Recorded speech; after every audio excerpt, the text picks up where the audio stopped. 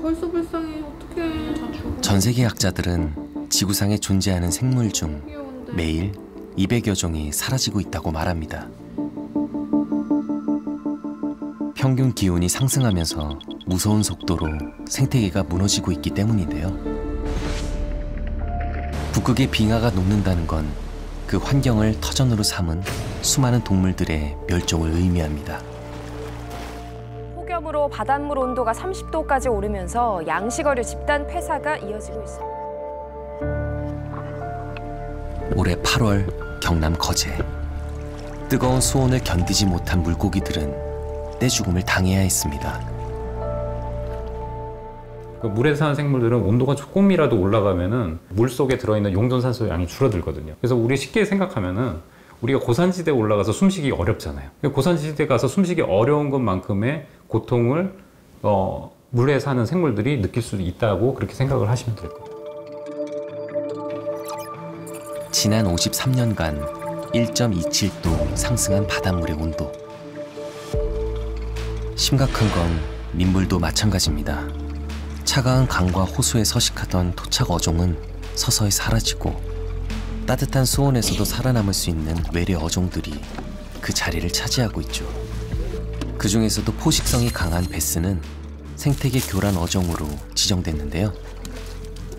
외부에서 이사를 온 종들이 훨씬 더 적응을 잘 하게 되면은 그 종들이 많이 만연을 해서 전체적으로 생태계에 위협이 될 수 있다는 것을 생각을 해볼 수 있겠죠. 늘어나는 베스로 고민하던 속리산 국립공원은 올해 3월 특단의 대책이 필요했습니다. 기하급수적으로 늘어나는 베스의 개체수를 줄여야 했기 때문인데요. 네, 잡으면 뭐 이렇게 다시 살려줄 수는 없기 때문에 그냥 버릴 수밖에 없는 상황입니다. 아무도 찾지 않는 베스는 결국 폐기되면서 탄소를 배출하고 막대한 처리 비용까지 만들고 있죠.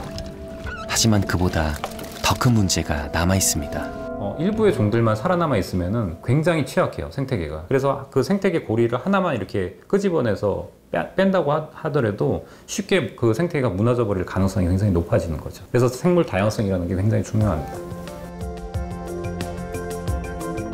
속리산 국립공원 내 저수지를 점령한 베스. 더 이상의 생태계 교란을 막기 위해 사람들이 모였습니다.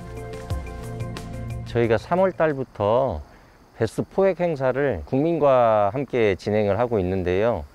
국립공원 내 베스도 퇴치를 하고 지역경제 활성화에 도움이 될 수 있도록 기획을 했습니다. 토착 어종을 마구 먹어치우는 베스를 솎아내기 위한 행사.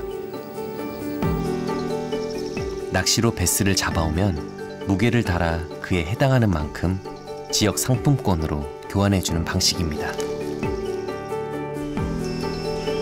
이 과정에서 어종을 자동으로 구별해주고 무게까지 달아주는 기계가 생기기도 했습니다. 베스가 왜 이렇게 생태계 교란 어종이 되고 피라미드를 이렇게 무너뜨리는지 생각을 해봤더니 베스를 찾는 사람들이 없기 때문에 그래요. 베스를 가치 있는 원료로 만들어준다고 하면 자연스럽게 피라미드가 구조가 되고 충분히 생태계 밸런스가 맞춰질 수 있다고 생각을 하거든요. 그동안 베스는 특유의 비리고 씁쓸한 맛 때문에 식탁에서 외면받고 쓸모없는 존재로 여겨져 왔죠. 하지만 여기 그런 베스의 가치를 발견하고 제대로 활용하고 있는 스타트업이 있습니다. 베스 자체에는 타우린이랑 오메가3가 굉장히 많이 들어가 있는데요. 강아지의 성장 발달이나 고양이들의 필수 영양소로서 굉장히 중요한 물질이라서 저희는 그 부분들을 활용해서 제품들을 만들고 있습니다. 몸에서 타우린을 합성할 수 없는 반려동물에게 베스가 큰 도움이 된다는 걸 캐치한 서정남 씨.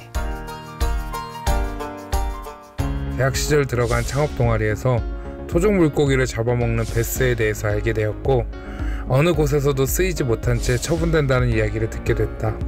나는 베스를 보며 생각했다.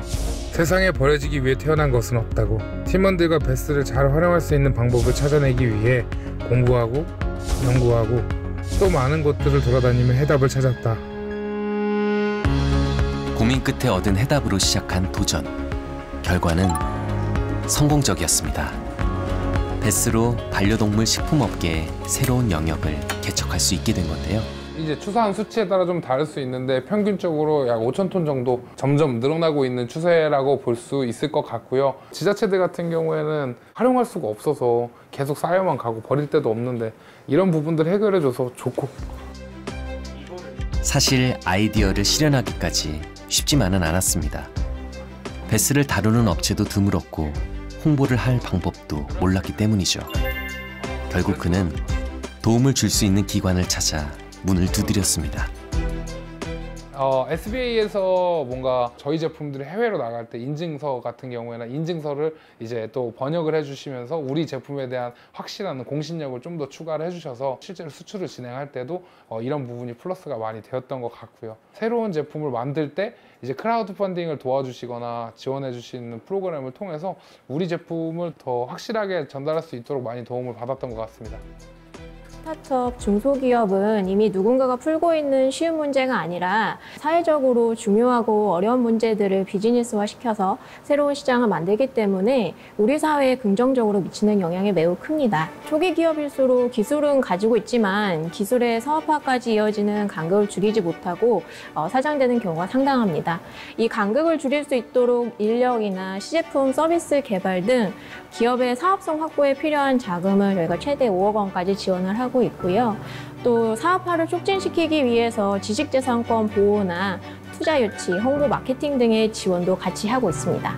이런 SBA 같은 지원 단체들이 많아지면 많아질수록 그 지역에 그리고 그 나라에 좋은 스타트업들이 많이 생기고 이런 스타트업들이나 좋은 기업들이 많이 늘어나야만 국가 경쟁력에서 도움이 될 수 있을 거고 우리가 계속 맞이해야 될 4차 산업 그 세계 안에서는 기존의 사업이 아닌 저희 같은 새로운 방법의 스타트업들이 많이 발굴이 되어야 되기 때문에 그런 마중물 역할들을 하고 있다고 생각을 하고 있어요. 다행히도 지금은 베스의 가치를 알아봐주는 곳이 늘어났고 적극적인 지원으로 더 큰 꿈을 가지게 됐습니다. 기업은 어쩔 수 없이 산업이라는 건 어쩔 수 없이 사회 문제, 환경 문제를 일으킬 수밖에 없거든요. 근데 그런 문제들을 일으키지 않는 친환경적인 기업 그리고 그 과정에서 나오는 부산물들도 다시 활용할 수 있는 그런 기업이 되는 게 목표입니다.